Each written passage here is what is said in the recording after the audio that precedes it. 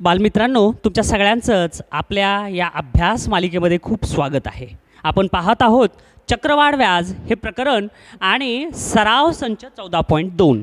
या अगोदरच्या तासामध्ये आपण 1 ते 5 हे गणितं पाहिलेले आहेत. आज आपण पाहणार आहोत 6वं गणित. मी प्रश्न वाचतोय, तुम्ही पुस्तकामध्ये पहा. अत्यंत सोपा प्रश्न आहे. बघा, 15,000 रुपये चक्रवाढ व्याजाने. आता आपल्याला माहिती आहे काय करून घ्यायचं आहे. शाब्दिक प्रश्न असेल तर आपल्याला मुद्दल, दर, मुदत ह्या 3 गोष्टी माहिती करून घ्यायच्या. त्यानंतर आपल्याला रास काढता येईल आणि आपल्याला जर विचारलं असेल तर व्याजसुद्धा काढता येईल या सूत्राच्या साहाय्याने. पहा कसं करायचं आहे. मग शाब्दिक प्रश्नात समजून घ्या काय काय लपलेलं आहे. 15,000 रुपये. आता 15,000 रुपये म्हणजेच काय, प्रिन्सिपल सापडलं म्हणजे मुद्दल सापडलं आपल्याला. इथं 15,000 रुपये चक्रवाढ व्याजाने 10/12 दराने. आता 10/12 दराने, दर म्हणजे आर सापडला, रेट ऑफ इंटरेस्ट सापडला.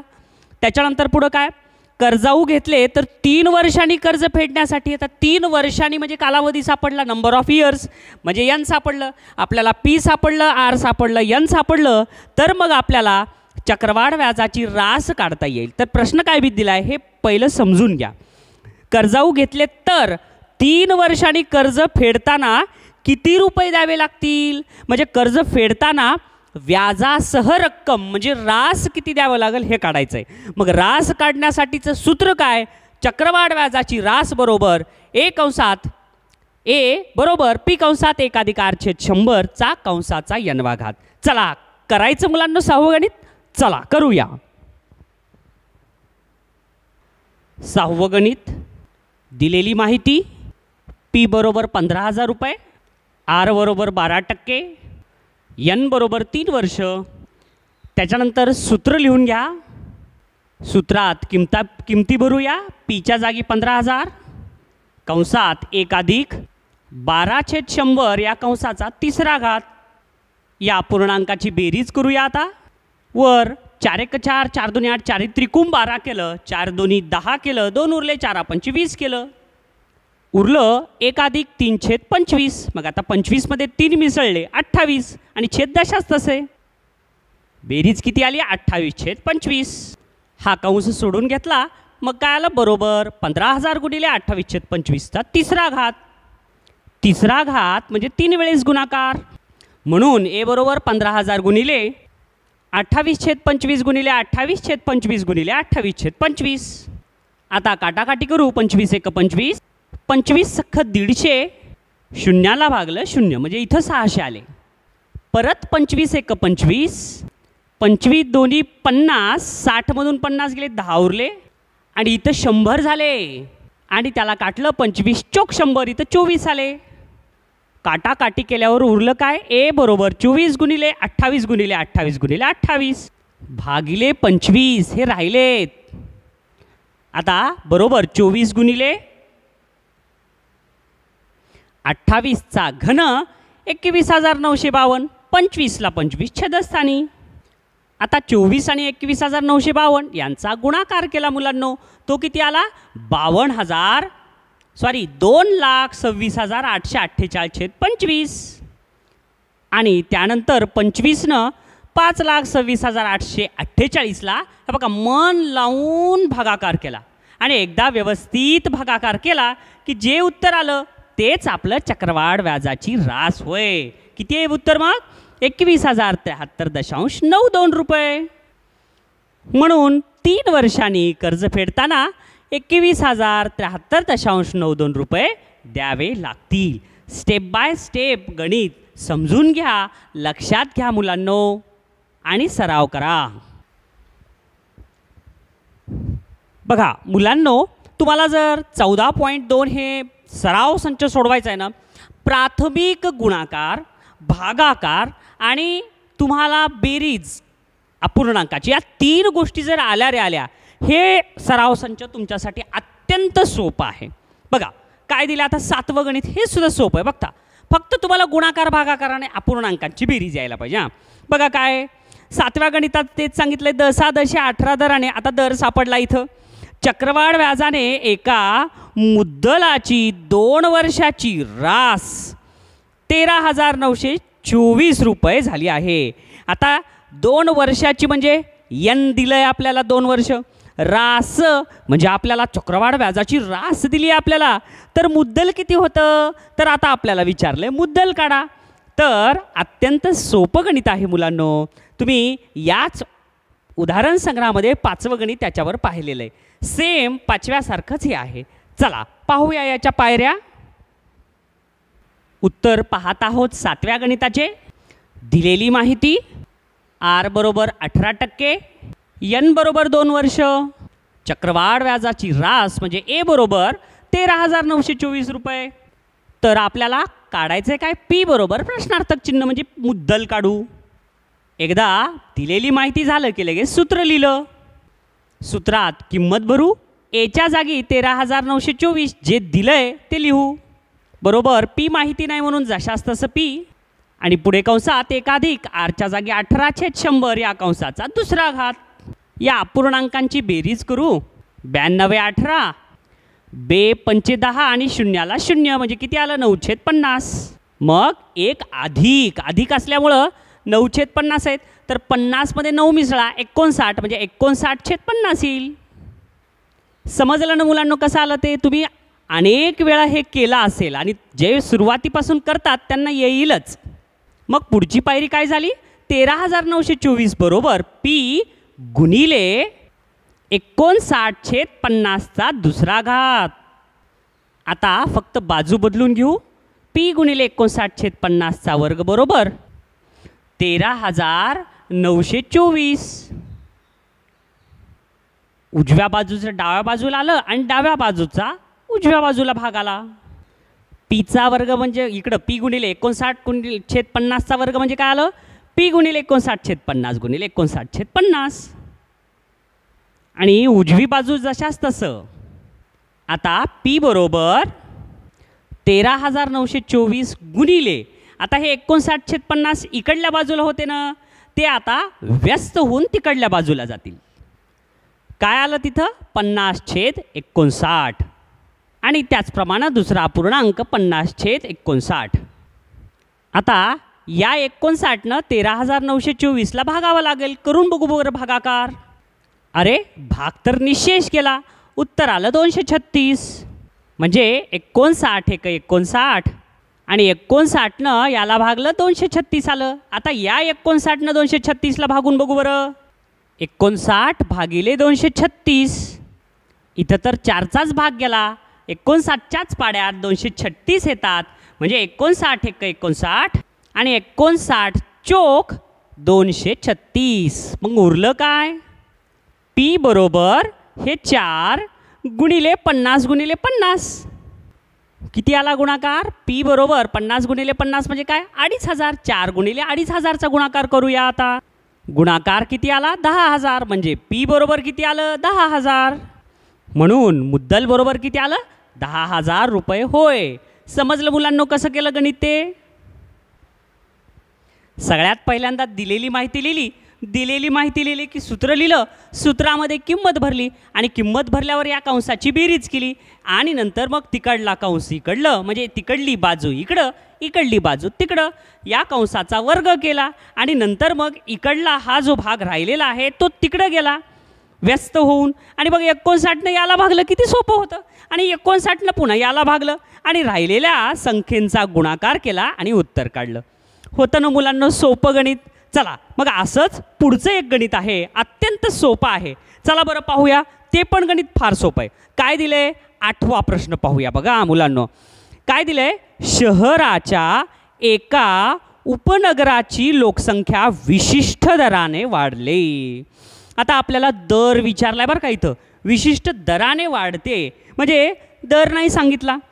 आजची व 2 वर्षानंतरची लोकसंख्या अनुक्रमे 16,000 व 17,640 असतील. आता बघा आजची म्हणजे आत्ताची म्हणजे समजा एखाद्यानं बँकेत 16,000 भरले आणि 2 वर्षांनी त्याला 17,640 मिळाले. म्हणजे समजलं काय दिलं ते? 16,000 दिले मुद्दल आणि 17,640 दिले रास. समजलं? म्हणजे तुम्हाला एवढं कळालं की ह्याच्यामध्ये दर काढायचा आहे मुद्दल कळालं, रास कळाली आणि दर काढायचा आहे. तुम्हाला कळालंय रास. तुम्हाला 16,000 म्हणजे मुद्दल समजली आणि 17,640 ही काय आहे, चक्रवाढ व्याजाची रास. आणि विशिष्ट दर म्हणजे रेट काढायचा आहे, आर काढायचा आहे. आणि 2 वर्ष म्हणजे एन पण समजलं. मग आपल्याला पी माहिती, एन माहिती, ए माहिती, तर याच्या आधारे आर कसा काढायचा आहे हे आता आपण पाहूया. चला पाहूया. 8वं गणित. दिलेली माहिती. आजची लोकसंख्या म्हणजेच पी बरोबर 16,000. 2 वर्षानंतरची लोकसंख्या म्हणजे ए बरोबर जे दिले ते लिहिलं 17,640. कालावधी बरोबर एन बरोबर 2 वर्ष. कोणत्याही 3 गोष्टी माहिती झाल्या की लगेच सूत्र लिहायचं. आता सूत्रात किमती भरू. एच्या जागी 17,640 बरोबर 16,000.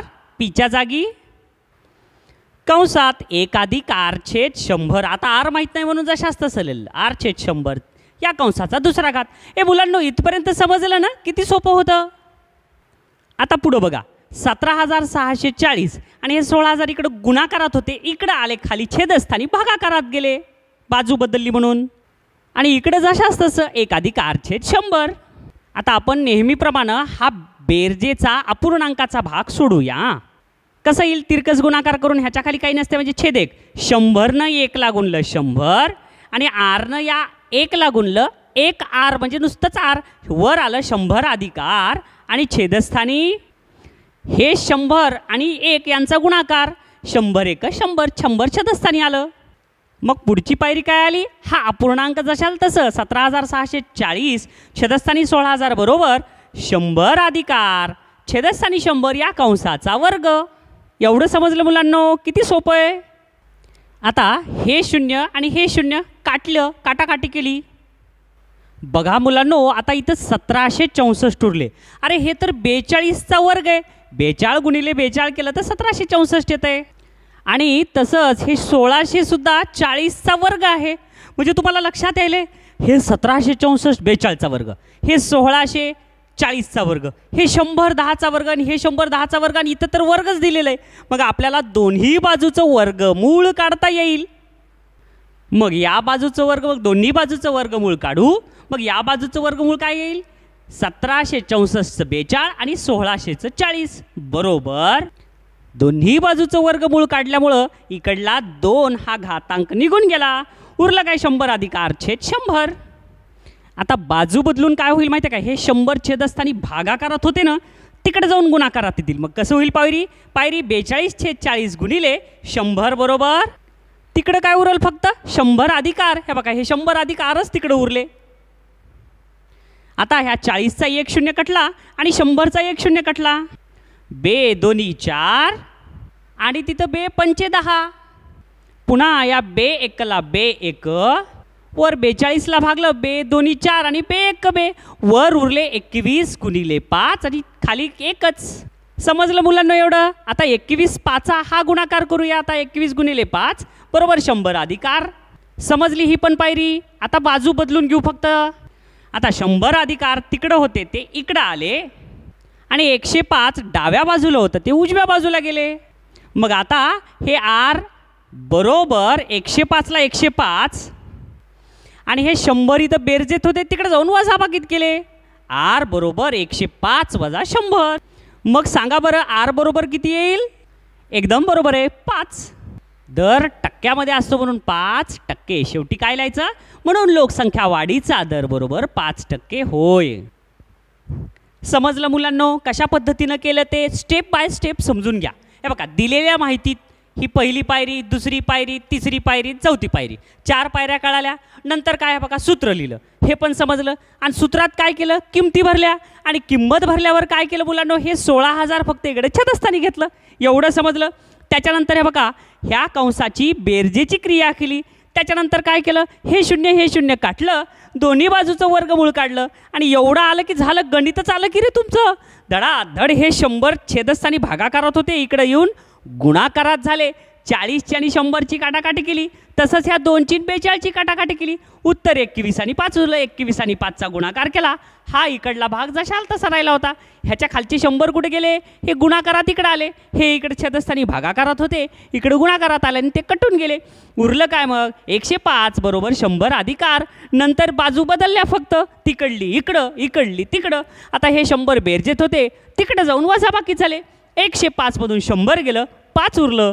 लोकसंख्या वाढीचा दर लगेच निघाला 5%. होतं ना सोपं गणित? फार सोपं गणित आहे. जे मुलं सराव संच 14.1, सराव संच 14.2 पहिल्यापासून नियमित सोडवतात, सांगितलेल्या सूचनेचं तंतोतंत पालन करतात, त्यांना हे सगळे गणित सोपे जातील. आणि हे गणित तर अत्यंत सोपं गेलं असेल. चला आता पाहूया पुढचं 9वं गणित.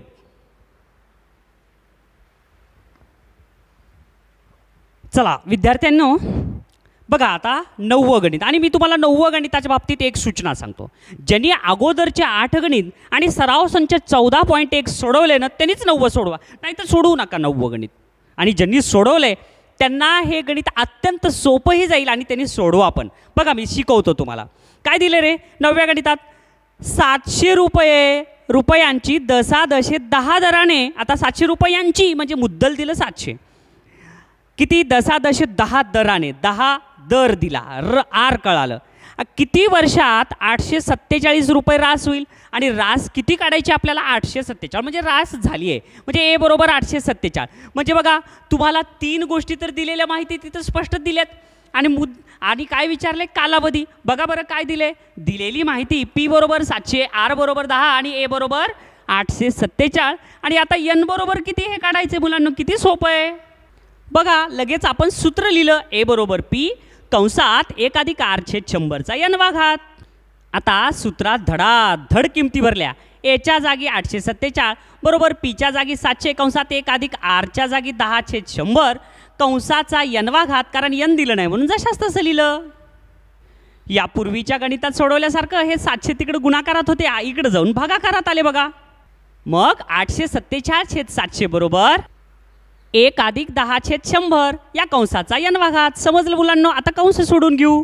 1 अधिक 10 छेद 100 मध्ये वरचा 1 शून्य कटला आणि खालचा 1 शून्य कटला. मग उरलं काय? 1 अधिक 1 छेद 10 आणि त्या 10 मध्ये 1 विसळला 11. 11 छेद 10 हे त्याचं उत्तर आलं बरं का मुलांना. म्हणून पुढची पायरी काय झाली?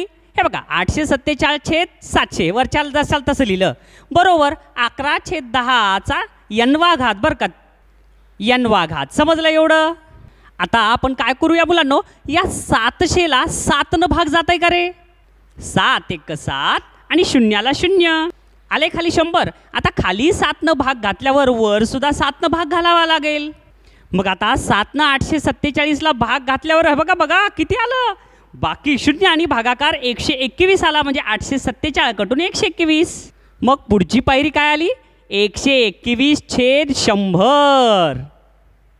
बघा आता डाव्या बाजूचं वर्गमूळ काढू. 121 म्हणल्यावर तुम्हाला कशाचा वर्ग आठवत आहे? 11चा. आणि 100 म्हणल्यावर 10चा. मग वर्गमूळ काढता येईल. मग आपल्याला वर्गमूळ काढलं तरी आपल्याला घातांकाच्या रूपात असं लिहिता येईल का मुलांनो? 11 छेद 10चा वर्ग बरोबर 11 छेद 10 या कंसाचा n घात. आता बघा मुलांनो, ही घातांकित संख्या आहे बरोबर आहे. 11 छेद 10 हा पाया झाला आणि 2 हा घातांक झाला.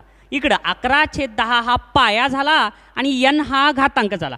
म्हणजे या घातांकित संख्येचा पाया समान आहे. आणि तसेच हे बघा ही डावी बाजू आणि उजवी बाजू यांच्यामध्ये समानता आहे. समानता म्हणजे काय रे? बरोबरचं चिन्ह समान आहे हे.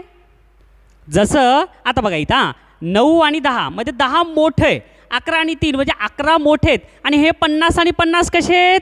बरोबर म्हणजे समान. अगदी तसंच इथं सुद्धा ह्या दोघांमध्ये समानता आहे. आणि मग सगळ्यात शेवटी लिहायचं म्हणून n बरोबर 2 येईल. समजलं मुलांनो? कशा कशा पद्धतीनं केलं मग गणित? हे बघा पहिल्यांदा काय लिहिलं? दिलेली माहिती. किती सोपं होतं? PRA हे प्रश्नात दिलं होतं ते लिहिलं. नंतर किती सोपं होतं? सूत्र लिहिलं. हे पण अवघड आहे का काही? हे पण सोपं होतं. या सूत्रामध्ये किमती भरल्या. बघा हे काही अवघड आहे का? झालं. मग मला सांगा, हे 9वं गणित आहे आणि ह्याच्यासारखंच यापूर्वी एक गणित सोडवलं आहे आणि त्या गणितात हे 700 तिकडं गुणाकारात होते, इकडं भागाकारात आलं. हे सोपं होतं.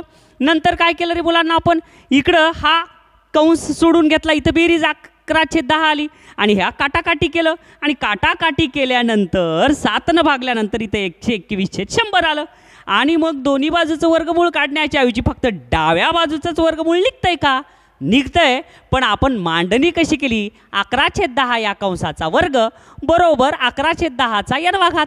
आता इथं मुख्य प्रश्न आहे, येथे घातांकित संख्येचा पाया समान आहे. बघा हे पायासारखा आहे. मग पाया जर सारखा असेल तर घातांक तसंच पायासारखा आहे, पण ह्या दोघांमध्ये बरोबरचं चिन्ह आहे. बरोबर म्हणजे काय? समानता. म्हणून पाया समान, मग घातांक सुद्धा समान असेलच. म्हणून n बरोबर किती बेटा? 2 येईल. अशा पद्धतीनं कालावधी 2 वर्ष आपल्याला लागला. समजलं मुलांनो? हे गणित अत्यंत सोपं होतं आणि मला विश्वास आहे ज्या ज्या मुलांनी आत्तापर्यंतचे सगळे गणित सोडवलेत ना, त्यांना हे गणित 100% आलेलंच आहे. चला आता अगदी शेवटचं गणित पाहूया बरं. विद्यार्थी मित्रांनो, आता 10वं गणित पाहूया. काय दिले 10व्या गणितात बघा बरं. दशा दशे 8 दराने. आता सुरुवातीलाच आर म्हणजे कळालं बघा. पुढे काय सांगितले? होणारे 20,000 रुपयांवरील. आता 20,000 रुपयांवरील म्हणजे प्रिन्सिपल मुद्दल दिलं इथं, म्हणजे आर सापडलं, मुद्दल सापडलं. पुढं 2 वर्षाचे सरळ व्याज. आता 2 वर्षाचे, वर्ष म्हणजे काय? कालावधी. कालावधी म्हणजे 2 कळाला इथं. म्हणजे आपल्याला पी कळालं, आर कळालं आणि एन पण कळालं. आणि आता पुढं प्रश्न काय म्हणते ते नीट समजून घ्या कडे मुलांनो.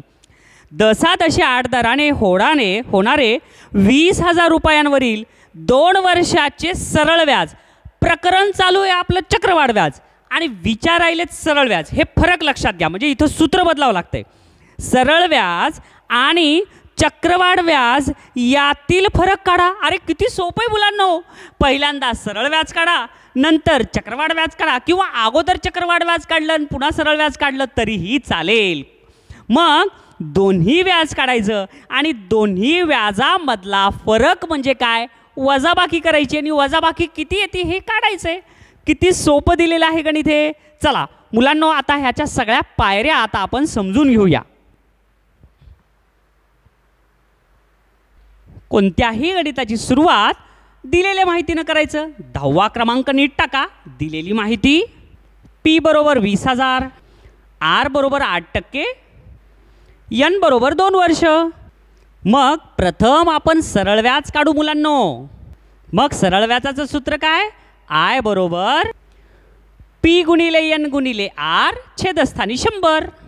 आता सूत्रात किमती ठेवू. 20,000 गुणिले 8 गुणिले 2/100. आता काटाकाटी करू. खालचे 2 शून्य कटले, वरचे 2 शून्य कटले. मग उरलं काय? 200 गुणिले 8 गुणिले 2. आणि 8 दोन्ही किती मुलांनो? 16. मग 200ला 16 गुणलं तर किती आलं? 3,200. अरे सरळ व्याज किती आलं मग? 3,200 रुपये. आता चक्रवाढ व्याज काढायचंय. लिहा मग सूत्र. चक्रवाढ व्याजाचं सूत्र नाही आहे बरं का, चक्रवाढ व्याजाच्या होणाऱ्या रासेचं सूत्र आहे आपल्याला, ते लिहा. लिहिलं. ए बरोबर पी कंसात 1/r/100 या कंसाचा n वा घात. आता किमती ठेवा. किती आलं मग? 20,000 कंसात 1/8/100 घातांक 2. 1/8/100 ची काटाकाटी करूया. 4 1 4, 4 2 8. खाली पण 4 2 8 आणि 2 उरले 20 झाले. 4 25. आलं काय? 1+2/25. म्हणजे किती येणार ते? 25 मध्ये 2 मिसळले 27 आणि छेद जशा असतं 27/25. मग पुढची पायरी काय लिहिली? 20,000 गुणिले 27/25चा वर्ग. आता वर्ग आहे म्हणजे 2दा गुणाकार म्हणून खाली लिहिलं. ए बरोबर 20,000 गुणिले 27/25 गुणिले 27/25. आता काटाकाटी करू. 25 1 25, 25 8 200. शून्याला भागलं 0 0. आता वर आले 800 आणि इथं 25 आहेत बघा. आता 25 ना अजून 800ला भाग जाईल का? हो.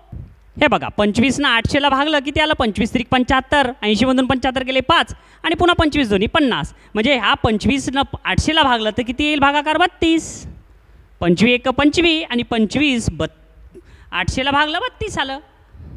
मग उरलं काय 32 गुणिले 27 गुणिले 27 आणि या तिघांचा गुणाकार केला तो किती आला 23,328. आता हे काय आलेले हे आहे चक्रवाढ व्याजाची रास आली. मग आता चक्रवाढ व्याजाचं व्याज काढता येईल आपल्याला.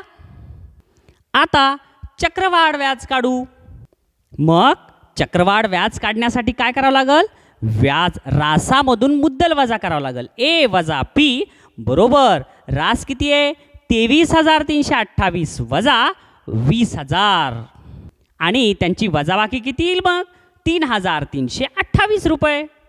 बघा मुलांनो पहिल्यांदा सरळ व्याज काढलं ते सरळ व्याज किती आलं 3,200 रुपये.